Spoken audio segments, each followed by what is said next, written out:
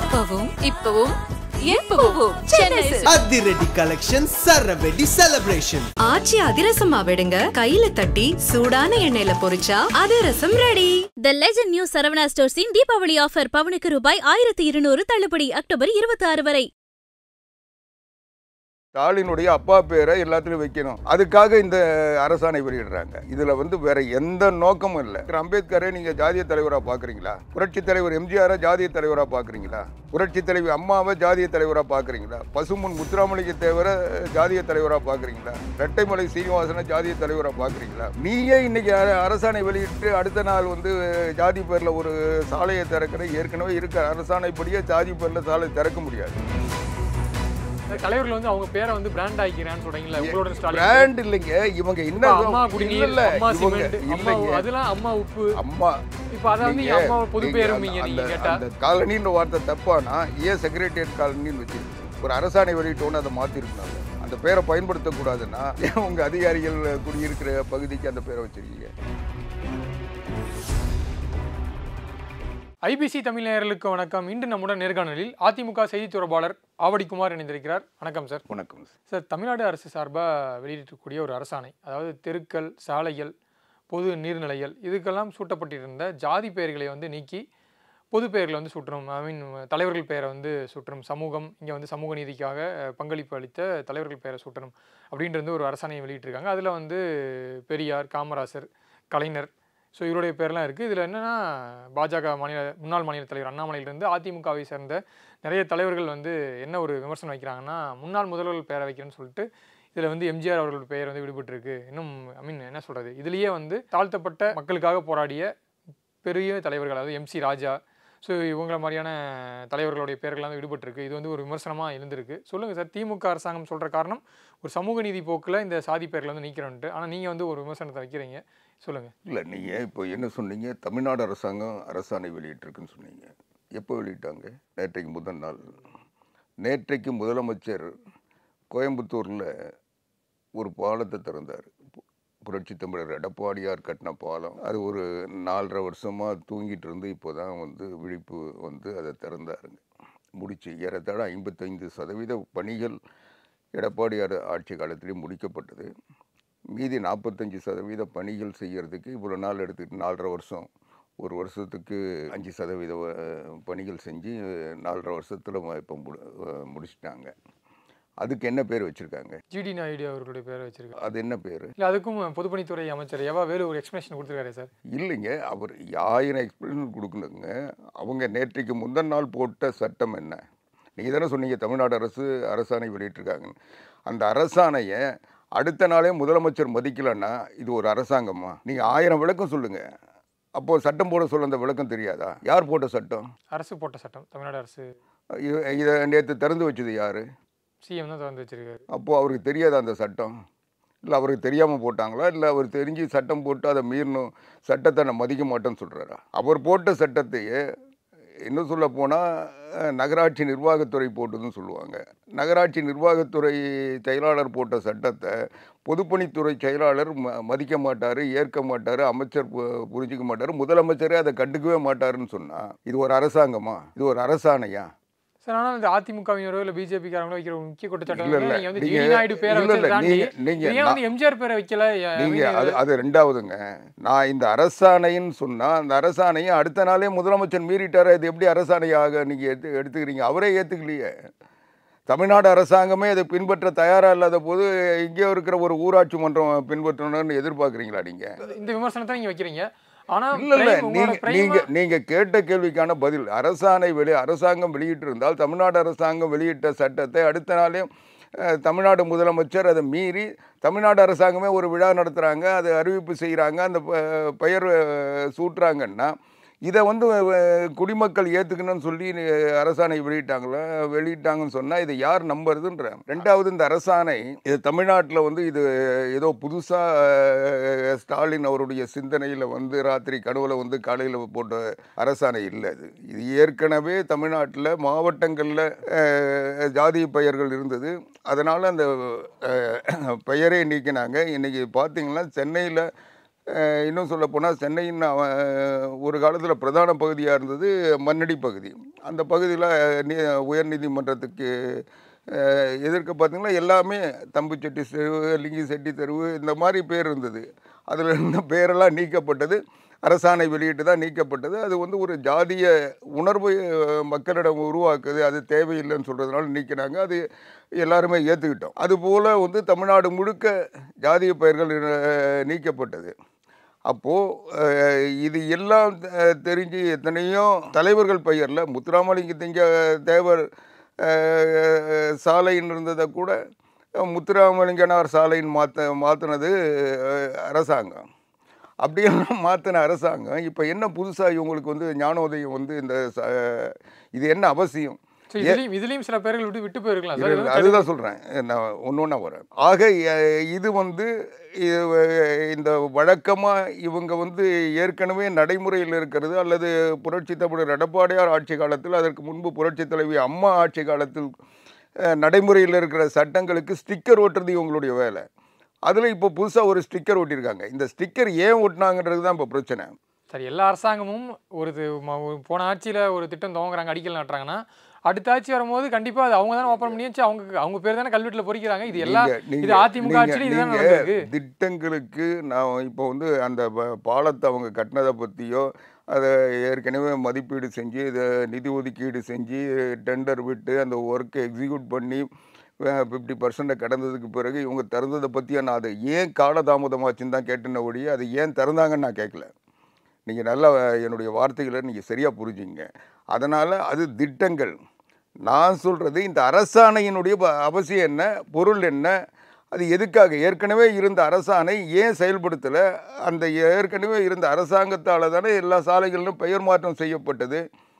அப்போ இப்போ புதுசாக ஒரு ஸ்டிக்கர் ஓட்டுற வேலை எதுக்கு செய்கிறீங்கன்னு கேட்குறேன். அந்த ஸ்டிக்கர் ஓட்டுற வேலை என்ன, வேறு ஒன்றும் இல்லை, அவங்க ஸ்டாலினுடைய அப்பா பேரை எல்லாத்துலையும் வைக்கணும், அதுக்காக இந்த அரசாணை வெளியிடுறாங்க. இதில் வந்து வேறு எந்த நோக்கமும் இல்லை. இதில் ஒரு வழிகாட்டுதல் நெறின்னு சொல்லி புரட்சி தலைவி அம்மா பேரை வந்து இருக்கிற சாலைகள் அகற்றணும், டாக்டர் அம்பேத்கர் பெயரில் இருக்கிற சாலைகள் அகற்றணும், புரட்சி தலைவர் எம்ஜிஆர் பேரில் இருக்க சாலைகள் அகற்றணும். இதுதானே உங்களுடைய நோக்கம். சரி, ஒரே ஒரு சந்தேகம்னா, இப்போ வந்து அதிமுக ஆட்சியில் வந்து ஒரு இதில் நான் ஒரு கிளாரிட்டியாக கேட்குறேன். அதிமுக ஆட்சியில் வந்து ஒரு பேருந்து நிலையம் கட்டுறீங்க, இல்லை வந்து கோயம்பேடு பேருந்து நிலையம் வந்து இப்போ அதிமுக ஆட்சி காலத்தில் வந்து அந்த திறந்து வைக்கப்பட்டது. ஸோ இந்த மாதிரிலாம் விஷயங்கள்லாம் இருக்குல்ல. ஸோ இதுக்கு வந்து யார் பேர் வைப்பீங்க?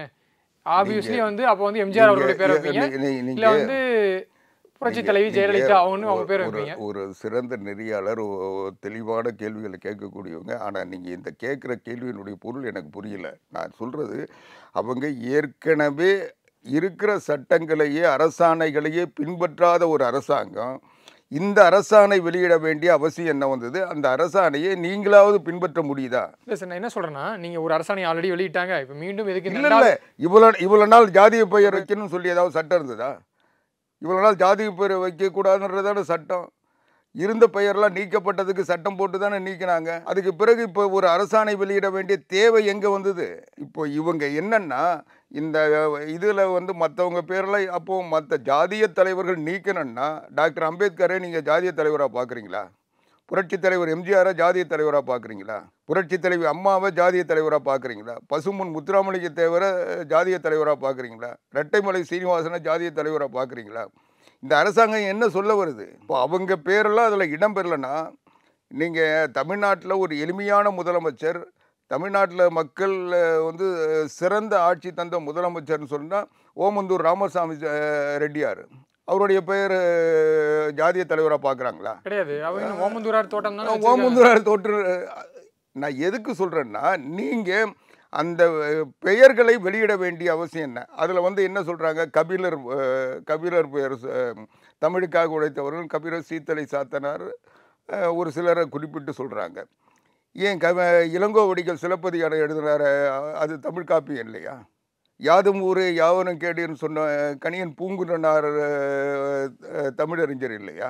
நான் என்ன சொல்கிறேன், நீங்கள் தமிழ் சார்ந்த அறிஞர்களுக்கு, தமிழுக்காக சிறந்த பணியாற்றிய தமிழ் அறிஞர்களுடைய புலவர்களுடைய பெயரை சூட்டணும்னு சொன்னால் அவங்க பேர்லாம் இல்லாமல் எப்படி நீங்கள் இந்த பட்டியல் தயார் பண்ணுறீங்க? இங்கே தமிழுக்கு செஞ்சவங்கன்னு பார்த்தா இன்றைக்கி தஞ்சாவூரில் வானூர்ந்து நிற்கிற உலக தஞ்சை தமிழ் பல்கலைக்கழகத்தை உருவாக்கின ஒரு புரட்சி தலைவர் எம்ஜிஆர். இல்ல சார், நீங்க சொல்றீங்க முக்கியமா சொல்றது வந்து இல்ல கலைஞர் கருணாநிதி பேரை வந்து எப்படி வைக்கலாம்னு சொல்றீங்க. கருணாநிதி பேரை இல்ல நீங்க சொன்னதுல இல்ல நீங்க இருங்க, நான் சொல்றேன் கருணாநிதி பேரை ஏன் வச்சீங்கன்னு கேட்கல, கருணாநிதி பேரையே வைக்க சொல்ல இவங்க பேர் ஏன் வைக்கலன்னு தான் கேட்கல. ரெண்டுத்துக்கும் வித்தியாசம். அதுக்குதான் எனக்கு நான் கேள்வி கேட்க வரேன். இப்போ வந்து அதிமுக ஆட்சி, நீங்க வந்து ஒரு சாலைகள் இல்லை ஒரு திட்டத்துக்கு வந்து ஒரு முடிச்சுட்டு அதுக்கு வந்து பெயர் சுட்டுறீங்க.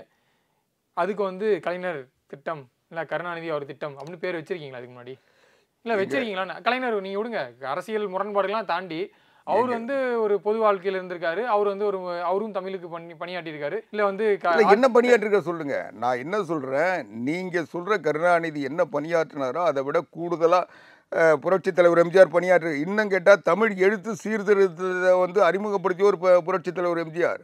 தந்தை பெரியார் நூற்றாண்டு விழா கொண்டாட சொல்ல அதனுடைய நிறைவாக அவருடைய எழுத்து சீர்திருத்தத்தை அறிமுகப்படுத்தி அரசாணை வெளியிட்டவர், அரசு நடைமுறைக்கு கொண்டு வந்த ஒரு புரட்சி தலைவர் எம்ஜிஆர். இன்னும் சொல்ல போனால் வெக்கக்கேடு, அந்த அரசாணை வெளிவந்த உடனே தமிழ்நாடு முழுவதும் எல்லாரும் பின்பற்றினாங்க. அரசு அலுவலகங்கள் பின்பற்றுச்சு, பத்திரிகைகள் பின்பற்றுச்சு. இன்னும் சொல்ல போனால் தமிழில் அதுவரை ஏற்றுக்காத தினமலர் ஏற்றுக்குச்சு, தினமணி ஏற்றுக்குச்சு. ஆனால் ஏற்றுக்காத ரெண்டு பத்திரிகை, ஒன்று துக்ளக், இன்னொன்று முரசொலி. கருணாநிதி மறுபடியும் ஆட்சிக்கு வர வரைக்கும் 89 ஆட்சிக்கு வர வரைக்கும் அந்த எழுத்து சீர்திருத்தத்தை ஏற்றுக்கவே இல்லை, முரசொலியில் வெளியிடலை. இன்னைக்கு கூட முரசொலி பழைய பதிவு பாருங்க, அந்த சீர்திருத்தத்தை ஏற்றுக்கல. தந்தை பெரியார் எடுத்து சீர்திருத்தத்தை ஏற்றுக்காத ஒரு கருணாநிதி. பொதுமக்கள் பார்வையில் பொதுமக்கள் இல்லைங்க. நான் இதை வந்து அதிமுக ஆட்சியில் இல்லைங்க, அதிமுக ஆட்சியில் நாங்கள் வந்து எங்களுடைய திட்டங்களுக்கு, அந்த திட்டத்துக்கு யார் வடிவமைச்சாங்களோ, யார் அதுக்கு உந்து சக்தியாக இருந்தாங்களோ அவங்களுடைய பெயரை சூட்டியிருக்கோம். இன்னும் சொல்ல போனால் இன்னைக்கு தமிழ்நாடு சென்ட்ரல் ரயில் நிலையத்தை வந்து புரட்சி தலைவர் டாக்டர் எம்ஜிஆர் அது மத்திய அரசுக்கு தானே அது வச்சுது. மத்திய அரசு கிட்ட நாங்கள் கேட்குறோம், அவங்க வைக்கிறாங்க. ஏர்போர்ட்டுக்கு பெருந்தலைவர் காமராஜர் படத்தை வச்சாங்க, பெயரை சூட்டினாங்க சென்னை ஏர்போர்ட்டுக்கு. அது பெருந்தலைவர் காமராஜர் வந்து அவருடைய உழைப்பு, அவருடைய திட்டங்களுக்கு வந்து ஒரு வடிவமைப்பு தருது, அவர் நினைவாக வைக்கிறாங்க. மீன்வள பல்கலைக்கழகம் வந்துச்சு. ஸோ அதுக்கும் வந்து ஜெயலலிதா அவர்கள் பேர் வந்து சூட்டுறாங்க. ஆமாம், அவங்க அதே மாதிரி தானே இப்போ அவங்க ஆட்சியில் அவங்க கட்சி இல்லை நீங்கள் சொல்கிறது மீன்வள பல்கலைக்கழகத்தில் இசை பல்கலைக்கழகம். அவங்க வந்து இசைக்கு ஒரு பல்கலைக்கழகத்தை உருவாக்க வேண்டும் என்ற எண்ணத்தை வந்து முதல் முறையாக செஞ்சவங்க புரட்சி தலைவி அம்மா. அதுக்காக போய் நாங்கள் தஞ்சை பல்கலைக்கழகத்தில் எம்ஜிஆர் பேரை வச்சோமா, உலக தமிழ் சங்கத்தில் போய் புரட்சி தலைவி அம்மா பேரை வச்சோம். எங்கே வைக்கணுமோ அங்கே தான் வைச்சோம். அங்கே கூட அந்த திட்டத்தை அறிமுகப்படுத்துறதுனால அவங்க அதை செஞ்சாங்களே ஒழிய எதுக்கும் வந்து நாங்கள் பெயர் சூட்டணுன்றதுக்காக எந்த திட்டத்தையும் கொண்டு வரல. அந்த திட்டங்கள் செயல்படுத்துகின்ற பொழுது அந்த திட்டங்கள் மக்கள் மட்டத்தில் பதியணுன்றதுக்காக கொண்டு பெயர் சூட்டுறோமே தவிர, அதனால் அந்த பெயர் சூட்டுற வழக்கம், அந்த பெயர் மாத்திர வழக்கெல்லாம் எங்ககிட்ட எப்பவுமே இல்லை. ஸ்டிக்கர் ஓட்டுறதெல்லாம் அதிமுக வேலையே. நீண்ட காலமாக இந்த ஒரு கேள்வி வைக்கிறாங்கல்ல, இப்போ புதிய தலைமைச் செயலகம் மோமந்தர தோட்டத்தில் கட்டினாங்க. ஆனால் அதிமுக ஆட்சி அமைந்த பிறகு மீண்டும் பழைய தலைமைச் செயலகத்தையே மாற்றினாங்க. இது எதன் அடிப்படையில்ன்ற இந்த மாதிரி கேள்விகள்லாம் நீங்கள் ஒரு சரியான கேள்வி கேட்குறதா நீங்கள் நினச்சிட்டு கேட்குறீங்க. ஆனால் சரியான கேள்வி. நான் சொல்கிறது, புதிய தலைமைச் செயலகம் செயல்பாட்டில் இருந்ததா? எல்லா துறை அலுவலும் அங்கே இருந்ததா? நினைச்சிருந்தா நீங்கள் கொண்டு வந்திருக்கலாமே. நினைச்சிருந்தா இல்லை, இடம் இல்லாத அங்கே வந்து மீன் வளர்க்குறதுக்கு ஒரு தொட்டியை கட்டிட்டு அதில் பொறி போட்டுக்கிட்டு இருந்த ஒரு இது அவங்களே ஏன் அவங்க செய்யலை? ஏன் அந்த துறை மொத்தம் ஒரு தலைமைச் செயலகம் மாற்றுன்றது என்ன? எல்லாத்தையும் அங்கே மாற்றிருக்கணும்ல. மாற்றிருந்தால் நாங்கள் ஏன் மாற்ற போகிறோம்? அங்கே போதுமான இடவசதி இல்லை. 5 துறைகளுக்கு மட்டுமே என்னவோ அவங்க செஞ்சு வச்சுருந்தாங்க. மற்றதெல்லாம் வந்து அமைச்சர்கள் வந்து சுகமாக உட்கார்றதுக்குரிய ஆடம்பரமான ஒரு மாளிகையை அதை கட்டினாங்களே ஒழிய நிர்வாகத்துக்குரிய தகுதி உள்ள இடமா இல்லையே. அது இருந்ததுன்னா அவங்களே மாற்றிருப்பாங்களே. அதில் எந்த காழ்ப்புணர்ச்சியும் கிடையாது. எங்களுக்கு காழ்ப்புணர்ச்சி இல்லைங்க. இவங்க வந்து அதை சரியாக செஞ்சுருந்தா இதை விட, அதாவது ஒரு அந்த தலைமை செயின்ட் ஜார்ஜ் கோட்டையில் இருக்கிற தலைமைச் செயலகத்தை மாற்றணுன்ற நோக்கம் ஏன் வந்தது? இங்கே போதுமான இடவசதி இல்லை. எல்லா துறைகளும் வந்து இயங்கக்கூடிய சரியான இடம் இல்லை, இடவசதி இல்லை. அதில் வந்து ஒரு தேக்கம் வருது. அதனால் அதை விரிவாக்கத்துக்கு போதுமான இடம் இல்லை. அதனால் புதுசாக கட்டணுன்ற ஒரு இடத்த தேர்வு செய்கிறோம். அந்த இடத்துல இப்போ அதை விட கூடுதல் இடத்த வச்சுக்கிட்டு அதை செய்யணுமே ஒழிய அங்கே இருக்கிறத விட இடவசதி அதிகமாக இருந்ததுன்னா அது சரியான பயன்பாட்டில் கொண்டு வர முடியும். நீங்கள் அங்கே இருக்கிறதுல வந்து அங்கே வச்சுக்கிட்டு இங்கே வந்து அமைச்சர்கள் மட்டும் இங்கே இருந்துக்கிட்டு துறை அங்கே இருந்தால் டெய்லி அங்கேருந்து போயிட்டு வந்துட்டு இருப்பாங்களா? அதனால் அதை ஒரு முழுமையடையாத ஒரு தலைமைச் செயலகத்தை அவங்க திறந்து வச்சு அந்த கூண்டு கூட முடிகிறதுக்கு முன்னே திறந்து வச்சாங்க. அதெல்லாம் நீங்கள் பழைய விசுவலில் பார்த்தீங்கன்னா தெரியும். அதனால் கட்டிடப் பணியே முடியாத திறந்து வச்சாங்க. அது ஏதோ ஒரு வீம்புக்கு செஞ்சாங்களே ஒழிய இவங்க பேர் அதில் நிலைக்கணும், கல்வெட்டில் இடம் பெறணுன்றதுக்காக செஞ்சாங்களே ஒழிய அது வந்து முழுமையாக தலைமைச் செயலகத்தில் இருக்கிற அத்தனை துறைகளும் அவங்களுக்குரிய போதுமான இடவசதி அதை செஞ்சு அந்த நிர்வாக ரீதியாக அதை வந்து எந்தவித தேக்கமும் இல்லாமல் அதை கொண்டு வந்திருந்தாங்கன்னா நாங்கள் ஏன் மாற்ற போகிறோம்? அதை தாண்டி இங்கே இருக்கக்கூடிய இந்த அரசு விடுதிகள்லாம் இருக்குல்ல சார், மாணவர் விடுதிகள், அதுக்கெல்லாம் வந்து இப்போ சமூக நீதி விடுதிகள்னு பேர் மாற்றிருக்காங்க. அதே போல் நோயாளிகளுக்கு வந்து மருத்துவ பயனாளிகள் அப்படின்ற பேரை மாற்றுறாங்க. அவங்க எதுக்குன்னா மாற்றிட்டு போட்டாங்க. நான் அதை வந்து விமர்சனம் பண்ணலை. நான் என்ன சொல்கிறேன், நீங்கள் வந்து இப்போ நடைமுறையில் எது வேணால் செஞ்சுட்டு போங்க, அதுக்கு உங்களுக்கு அதிகாரம் இருக்குது. நீங்கள் ஆட்சியில் இருக்கீங்க, நீங்கள் எது போட்டாலும் செய்யுங்கன்னா அது சரியாக இல்லைன்னா அடுத்த அதிமுக ஆட்சி வந்தாலும் மாற்ற போகிறோம், அது வேறு. ஆனால் நீங்கள் வந்து இதில் வந்து ஒரு செஞ்சுட்டு நீங்கள் யாருக்கு இதை வந்து உத்தரவு போடுறீங்க? நீங்கள் வந்து அரசாணை என்பது அரசு கடைபிடிக்க வேண்டிய ஒரு நடைமுறை தானே. அரசாணை யாருக்கு வெளியிடுறாங்க? பொதுமக்களுக்கு வெளியிடுறாங்க. அரசு அதை வந்து நடைமுறைப்படுத்தணும். நீயே இன்னைக்கு அரசாணை வெளியிட்டு அடுத்த நாள் வந்து ஜாதி பேரில் ஒரு சாலையை திறக்கிற, ஏற்கனவே இருக்கிற அரசாணைப்படியே ஜாதி பேரில் சாலை திறக்க முடியாது. அந்த அரசாணையை மதிக்கலை, புதுசாக போட்டு அரசாணையை மதிக்கலை, திறந்து வச்சுட்டு நீ வந்து உள்ளாட்சி அமைப்புகள்லேயும் நகராட்சிகள்லேயும் அந்த உள்ளாட்சி அமைப்புகளில் நகராட்சிகளில் திமுக வந்து அந்த நிர்வாகத்தில் இருக்கிறாங்க. அவங்க உடனடியாக இருக்கிற சாலைகள்லாம் மாற்றி அம்பேத்கர் பேரை எடுத்துட்டு அதில் கருணாநிதி பேரை வச்சிருவாங்க. இந்த அம்பேத்கர், ரெட்டமலை சீனிவாசன், எம்.சி. ராஜா, அயோத்திதாசர், நிறைய இருக்கு. ஏன் ஜீவானந்தம் பேர் வைக்க முடியாதா? ஜீவா தமிழ் கொடைக்கலையா இல்லை நாட்டு கொடைக்கலையா? எவ்வளோ பேர் இருக்காங்க வாவுசி பேரை விடவா? நீங்கள் யாரை இது எதுக்கு அதை வெளியிடுறீங்கன்ற அரசாணை என்பது நீங்கள் இதை செய்யுங்கன்னு சொல்லி ஒரு அறிவுறுத்தல் கொடுக்குறீங்க, வழிகாட்டுதல் கொடுக்குறீங்க, அதை நான் ஏற்றுக்கிறேன். ஆனால் நீங்கள் இந்த அறிமுகப்படுத்துகிற ஆட்கள் மற்றவங்களாம் ஜாதி தலைவர் பேரெலாம் நீக்கிட்டு இவங்களை வைங்கன்னு சொல்லி ஒரு பட்டியலை நீங்கள் வெளியிடுறீங்கன்னா அதில் இருக்கிற தலைவர்கள் வந்து ஏற்கனவே இருந்தவங்கள விட இப்போ யாரோ சீத்தலை சாத்தனார் சாலைன்னு யாரோ வைக்க போகிறாங்களா? எல்லோரும் கருணாநிதி சாலைன்றதை வச்சுருவாங்கல்ல. இவங்களுக்கு வந்து இந்த அரசாங்க கிட்ட சலுகை எதிர்பார்க்குறவங்க எல்லா ஊர்லேயும் இருக்கிற முக்கிய சாலைகள்லாம் இந்த பேரை மாற்றி வச்சுருவாங்க. அதுதான் இவங்களுடைய திட்டம். இந்த கடைசியில் 6 அமாவாசைக்குள்ளே ஆட்சி பறிபோகிறதுக்குள்ளே இதெல்லாம் முடிச்சிருவாங்க. அப்படி வச்சாலும் எத்தனை பேருக்கு எத்தனை சீட்டுக்கு சார் ஒரே பேர் வைக்க முடியும்? நீங்கள் கருணாநிதி அவருக்கு பேரை வந்து எல்லாத்துக்கும் சொல்லுவீங்களே, அப்படியே வச்சாலும் அது அதாவது நீங்கள் நான் சொல்கிறது வேறு, நீங்கள் சொல்கிறது வேறு. அந்த சாலையில் முக்கியமான ஒரு சாலைக்கு அந்த பேரை வச்சுருவாங்க. ஒரு ஊரில் ஒரு சாலை வந்து அதில் வர சொல்ல அவங்களுக்கு என்ன நினைப்பு? ஸ்டாலின் எப்படி உங்களோட ஸ்டாலின் நிற்க போகிற ஸ்டாலின் திட்டங்கள் அறிவிக்கிறாங்களா? அதனுடைய நோக்கம் என்னென்னா ஸ்டாலின் படத்தை போட்டு இது ஒன்று எல்லாரும் ஸ்டாலின் தான் நம்மளை ரட்சிக்க வந்த தேவதூதன்னு நம்பிடுவாங்க.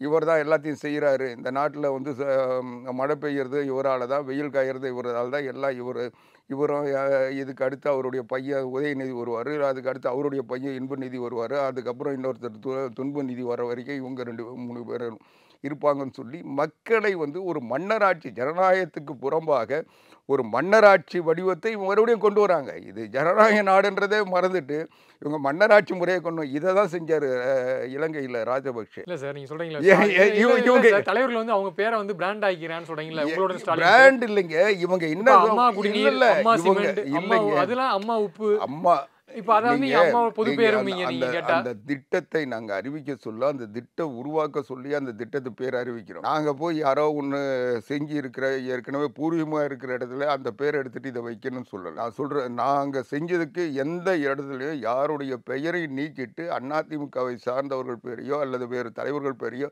நாங்கள் வைக்கல. இன்னும் சொல்ல போனால் வஉசிக்கு ஓமந்தூராருக்கு சட்டசபையில் படம் வச்சது புரட்சி தமிழர் எடப்பாடியார். படம் கூட இல்லை.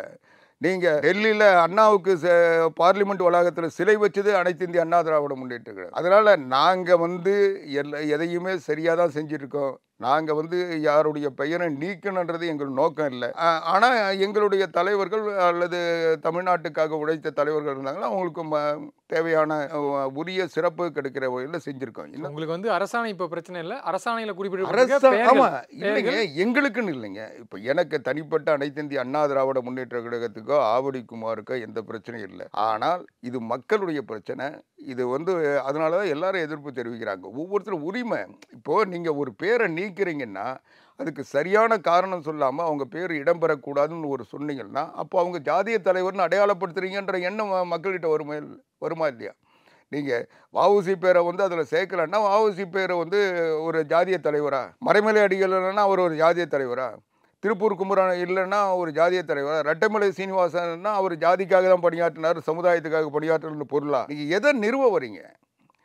இந்த நேரத்தில் இந்த சர்ச்சை தேவையா? நீங்கள் அரசாணை வெளியிடுங்க. இந்த அரசாணை ஏற்கனவே பின்பற்றப்படலை, கிராம பகுதிகளில் இன்றைக்கும் பல இடங்களில் ஜாதி பெயர் இருக்குன்னு சொல்லி அதுக்காக ஒரு அரசாணை வெளியிடுங்க, அது நடவடிக்கை எடுங்க, ஏதாவது செய்யுங்க. ஆனால் எதையுமே இல்லாமல் நீங்கள் வந்து ஒரு பட்டியல்ன்ற பேரில் இதை கொடுக்க வேண்டிய அவசியம் என்ன இருக்கு? அதை தாண்டி இந்த காலனி இந்த மாதிரி ஸ்கூல் பேர்கள் சரி, அதெல்லாம் வந்து இல்லை. நீங்கள் காலனின்றதையே ஒரு சரியான வார்த்தை நீங்கள் ஏற்றுக்கிறீங்களா நிராகரிக்கிறீங்களா? அதுக்கு பதில் சொல்லுங்கள். நீங்கள் வந்து ஒரு படித்தவர், பத்திரிகை, நான் கேட்குறதுக்கு பதில் சொல்லுங்கள். பத்திரிகையாளர், விஷயம் தெரிஞ்சவர், விவாதம் பண்ணக்கூடியவர், காலனின்றது என்ன தவறான வார்த்தை சொல்லுங்க? இல்லை சார், நான் இல்லை காலனின்றது பொருள் சார் பதில் சொல்ல வரேன் சார். 2 விதமான புரிதல் இருக்குது. ஒன்று நகர்ப்புறங்களில் இப்போ வந்து கோயம்புத்தூரில் பார்த்தீங்கன்னா சாய்பாபா காலனி, இங்கே இப்போ அதே மாதிரி இப்போ அண்ணா நகர் பக்கத்தில் ஒரு வசந்தம் காலனி, இந்த மாதிரி ஒரு காலனி இருக்குது. எங்க செக்ரட்டரியேட் காலனி இருக்குங்க? இல்லை சார், தலைமைச் செயலகத்தில் அதற்கும் இதுவே கிராமப்புறங்களில் குக்கிராமங்களில் அங்கே வந்து காலனின்னு சொல்றதுக்கும் சரி புரியுது. அது வந்து வேறுபாடு இருங்க. நகர்ப்புறங்களை புரிஞ்சுக்கிறது ஒன்று, கிராமப்புறங்களை புரிஞ்சுக்கிறது ஒன்று. ஒரு வார்த்தைக்கு நீங்கள் வந்து 1000 பொருள் சொல்லலாம். ஆனால் அது வந்து என்ன உண்மையான பொருளோ அதை சொல்லணும். நான் கேட்குறேன், நீங்கள் இங்கே செக்ரட்டரியேட் காலனி இருக்குது, அதை மாற்றிடுவீங்களா? முதல்ல தலைமைச் செயலகத்தினுடைய செக்ரட்டரி காலனி இருக்குது இல்லை, காலனின்ற வார்த்தை தப்பானா ஏன் செக்ரட்டரியேட் காலனின்னு வச்சுருக்கீங்க? ஒரு அரசாணை வெளியிட்டோன்னு அதை மாற்றிருக்கணும்ல. அந்த பேரை பயன்படுத்தக்கூடாதுன்னா ஏன் உங்கள் அதிகாரிகள் குடியிருக்கிற பகுதிக்கு அந்த பேரை வச்சுருக்கீங்க? நான் என்ன சொல்கிறேன், ஒரு அரசாணை என்பது மக்களால் பின்பற்றக்கூடியதாக இருக்கணும். ஏதோ வந்து வேடிக்கைக்காக, ஏமாத்துறதுக்காக, உங்களுடைய வசதிக்காக, உங்களுடைய பேரை கொண்டு போய் திணிக்கிறதுக்காக போட்டிங்கன்னா அது எப்படி அரசாணை ஆகும்? அரசாணை என்பது மக்களால் பின்பற்றப்படணும். அப்படி பின்பற்றாதவர்கள் மீது தண்டிக்கக்கூடிய நிலைமை, ஒரு தைரியம் அரசாங்கத்துக்கு இருக்கணும். அப்போ தான் அது சட்டமாக மதிக்கப்படும். அரசாணைக்கு ஒரு மரியாதை இருக்குது. இது ஏதோ காமெடிக்கு நீங்கள் போட்டுக்கிட்டு இருந்தீங்கன்னா நான் என்ன கேட்குறேன், காலனின்ற சொல் நீங்கள் சொன்ன கிராம பகுதிகளில் இருக்குதுன்னு சொல்கிறாங்க, அது எனக்கு புரியுது, அது ஊர்னு சொல்லுவாங்க. ஆனால் காலனின்றது நகர்ப்புற பகுதிகளில் இருக்கிறவங்க பயன்படுத்துகிற வார்த்தையை தவிர ஊரில் போனால் காலனி வேறு இன்னொரு வார்த்தை சொல்லுவாங்க. எங்கேயும் வந்து ஊர், சேரி அந்த மாதிரி தான் சொல்லுவாங்களே தவிர எங்கேயாவது காலனின்னு சொல்கிறாங்களா? எங்கேயுமே காலனி இவங்க சும்மா ஏதோ ஒன்று பெரிய சாதனை பண்ண மாதிரி. இப்போது காலனின்றது ஒரு அழகான ஆங்கில வார்த்தை. உலகம் முழுவதும் ஆங்கிலத்தை பயன்படுத்துகிற எல்லா இடங்கள்லையும் காலனி இருக்குது. ஏர்போர்ட் காலனி இருக்கும், செக்ரட்டரியேட் காலனி இருக்கும், ஐசிஎஃப் காலனி இருக்குது. இப்போ முக்கியமான குடியிருப்புகளில் காலனின்ற பெயர் தான் உலகம் முழுவதும் இருக்குது.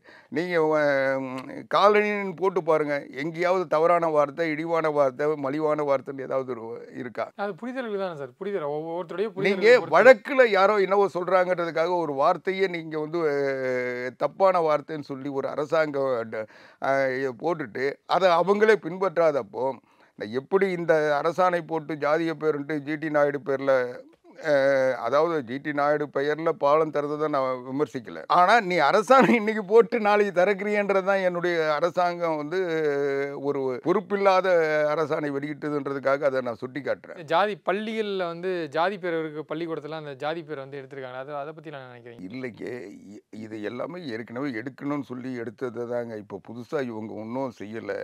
ஏற்கனவே இவங்க செய்யாமல் இருந்ததை வந்து செய்ய வைக்கணுன்றதுக்கு எத்தனையோ ஆனால் இதை வந்து எடுக்கிறதா சொல்லிட்டு இவங்க வந்து ஜாதிகளுக்கு அப்பாற்பட்ட தலைவர்கள் ஒரு பட்டியலை போட்டது தான் எங்களுக்கு பிரச்சனையே தவிர மற்றவங்கெல்லாம் வந்து ஜாதிய தலைவர்கள்னு இவங்க முத்திரை குத்துறாங்கன்ற ஒரு நிலை வந்ததுனால தான் நாங்கள் விவாதிக்கிறோம். அதிக வேற்றுமைகள், மத வேற்றுமைகள், பிணக்குகள் இல்லாமல் பார்த்துக்கிறது ஒரு அரசாங்கத்தினுடைய கடமை. ஒரு நல்ல அரசாங்கம் அதை தான் செய்யணும். அதை செய்யாமல் நீங்கள் இருக்கிறத தூண்டி விட்டு இப்போ உடனே என்ன ஆச்சு, நீங்கள் ஏன் ஜிடி நாயுடு வந்து கோயம்புத்தூருடைய அடையாளம், அவர் வந்து ஒரு எளிமையான விஞ்ஞானத்தை வந்து எளிமையான வகையில் ஒரு விஞ்ஞான கண்டுபிடிப்புகள் அவர் தந்திருக்காரு. அதில் வந்து எந்த மாற்று கருத்து இல்லை. இன்றைக்கி இந்த அரசாணை போட்டதுனால அவருடைய பேர் சர்ச்சைக்குள்ளாயிடுச்சா? இன்றைக்கி நீங்கள் விளக்கம் சொல்ல வேண்டிய நிலை வந்து இப்போ என்னவோ அங்கே ஜாதிய உணர்வு வந்து தேவையில்லாமல் அந்த சமுதாய மக்கள் புறக்கணிக்கிற மாதிரி அந்த ஜாதிய உணர்வை தூண்டுற மாதிரி நீங்கள் தானே பண்ணுறீங்க. உங்களுக்கு வந்து அரசாணை பிரச்சனை இல்லை, அதில் குறிப்பிட்டிருக்க பேர்களை வந்து நிச்சயமாங்க. நான் என்ன சொல்கிறேன், இந்த அரசாணை புதுசாகவே தேவையில்லை. ஏற்கனவே இருக்க அரசாணையை ஒழுங்காக பின்பற்றலைன்றது தான் இது. சரி, இதை வெளியிடுறதுக்கு காரணம் இந்த அரசாணை வெளியிட வேண்டிய அவசியமே இல்லை. இந்த அரசாணை புதுசாக எந்த செய்தியும் சொல்லலை. ஆனால் இந்த அரசாணை வெளியிட்டதன் மூலமாக ஒரு சிலருடைய பெயரை நீங்கள் வந்து திணிக்கிறீங்க. அதுக்கு தான் இந்த அரசாணை வெளியிடப்பட்டிருக்கே தவிர இந்த ஏற்கனவே இருக்கிற சட்டத்தை வந்து இவங்க புதுசாக அரசாணை வெளியிட்டு நிலைநிறுத்த வேண்டிய தேவையே இல்லை. அந்த சட்டத்தை பின்பற்றியே இதை செஞ்சிருக்கு. கண்டிப்பாக சார். நேரம் ஒதுக்கி இது குறித்து ஒரு தெளிவான தகவல், விரிவான தகவல் வந்து கொடுத்துருக்கீங்க. உங்கள் நேரத்திற்கு நன்றி சார். நன்றி. அப்பவும் இப்பவும் எப்பவும் அதிரடி கலெக்ஷன் சரவெடி செலிப்ரேஷன். ஆச்சி அதிரசமா விடுங்க, கையில தட்டி சூடான எண்ணெயில பொரிச்சா அதிரசம் ready. The legend new Saravana ஸ்டோர்ஸின் தீபாவளி ஆஃபர் பவுனுக்கு ரூபாய் 1200 தள்ளுபடி அக்டோபர் 26 வரை.